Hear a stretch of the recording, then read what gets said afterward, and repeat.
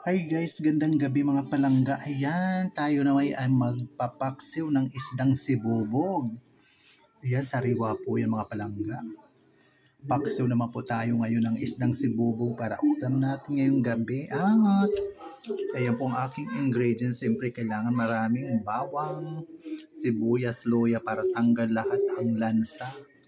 At may napitas na po tayo sa ating okra. Ayan, ilalagay po natin sa taas diyan.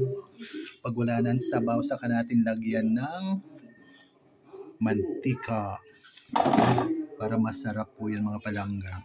Ganun. So yun guys, nailagay ko na ang paminta. Ilagay na natin itong ating luya. Yan. At ang bawang, ganyan. Sibuyas. Yun. Ayan guys, nailagay ko na. At ilalagay na natin siyempre ang ating granules. Yan, ang magic sarap para mas lalong masarap. Saka natin ilagay sa taas ang okra. Ayan po guys. So yun, ganun lang. Pagkatapos yan, lalagyan natin ng mantika pag pawala ng sabaw. At sabawan na natin ng suka siyempre mga palangga. Ayan. Ganun. So yun guys, kumukulo na. Buksan na natin. Ayan na. Ang bango na ng ating paksiw. Pahibasin na lang natin ang sabaw. Ayan. Para malagyan natin ng mantika. Buksan ulit natin mga palangga. Ayan na. Paunti-unti na pong humihibas ang sabaw. Yan. Lalagyan natin ng mantika para masarap. So yun guys, luto na. Lagyan na natin ng mantika. Yan.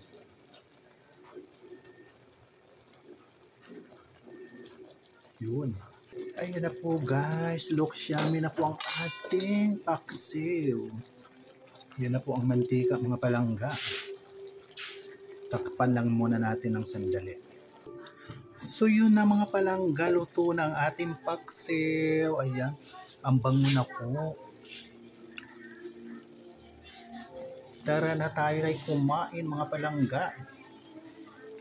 Ayan po guys, muli maraming salamat sa patuloy na pagsubaybay palagi sa aking mga mumunting video sa Javier Ila Vlog.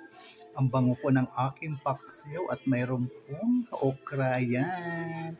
Muli kita-kits sa susunod kong mga video mga palangga. Thank you so much sa nag-i-embrace sa akin araw-araw pa isa-isa. Yan. Maraming salamat at nadadagdagan ang aking pamilya. Yun po. Muli maraming salamat. Love you all. God bless us all po. Bye for now.